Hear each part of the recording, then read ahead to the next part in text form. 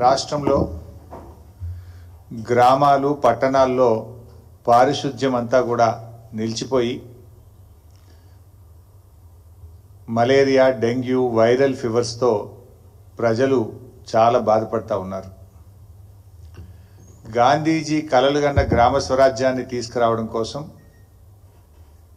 గౌరవనీయులు మాజీ ముఖ్యమంత్రి వర్యులు కేసీఆర్ గారు పల్లె ప్రగతి పట్టణ ప్రగతి కార్యక్రమాన్ని తెచ్చి పల్లెల్ని అద్దాల్లాగా మార్చారు. పట్టణాల్లో అద్భుతమైనటువంటి అభివృద్ధిని సాధించింది బీఆర్ఎస్ ప్రభుత్వం.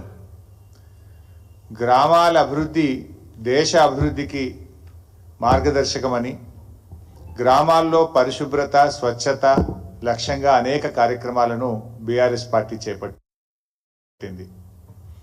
పల్లె ప్రగతి పట్టణ ప్రగతిలో భాగంగా ప్రతి సంవత్సరం కూడా 2 టైమ్స్ డ్రైవ్ చేసేవాళ్ళం.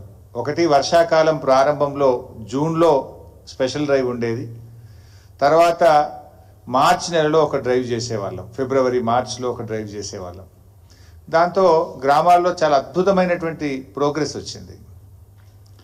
ముఖ్యంగా గ్రామాల్లో మీరు చూస్తే avenue plantation, nursery, dump yard, పిచ్చి మొక్కల తొలగింపు, వైకుంఠధామాల నిర్మాణము, వెజ్ నాన్ వెజ్ మార్కెట్ల నిర్మాణము, ఇట్లా చాలా చక్కగా గ్రామాలను మేము మా ప్రభుత్వ హయాంలో అభివృద్ధి చేశాం. కానీ 7 నెలల కాంగ్రెస్ పాలనలో పారిశుధ్యం పడికేసింది. పట్టించుకోవాల్సినటువంటి ప్రభుత్వం ఇలా మొద్దు నిద్రపోతా ఉంది.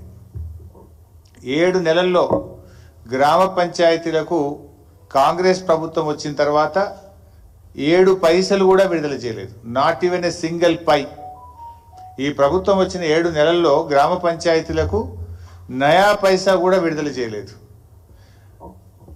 ఆ రోజు కేసీఆర్ గారు ప్రభుత్వం ఉన్నప్పుడు పల్లె ప్రగతి కింద టంచన్ల ఎట్లయితే ఉద్యోగస్తులకు జీతాలు పడ్డాయో ప్రతి పల్లెకు కూడా జనాభా ప్రాతిపదికన నిధులు ఇచ్చాం, పట్టణాలకు నిధులు ఇచ్చాం.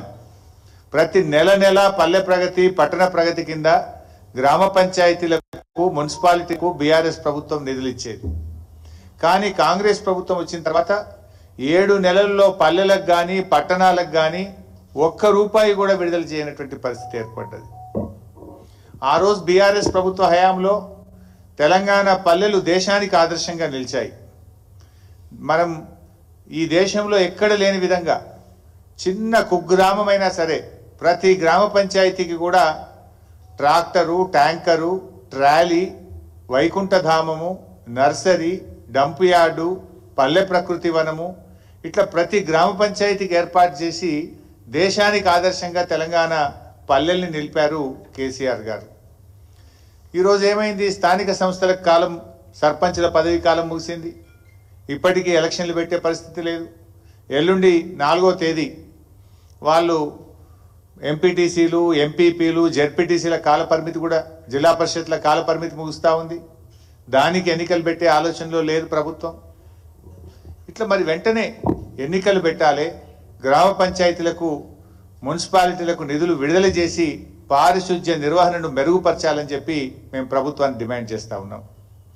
ఆ రోజు బీఆర్ఎస్ ప్రభుత్వం వచ్చినాడు మొత్తం తెలంగాణ రాష్ట్రంలో కేవలం 87 ట్రాక్టర్లు మాత్రమే ఉండేవి. గ్రామాల్లో చెత్త సేకరణకు 87 ట్రాక్టర్లు మాత్రమే ఉండేవి.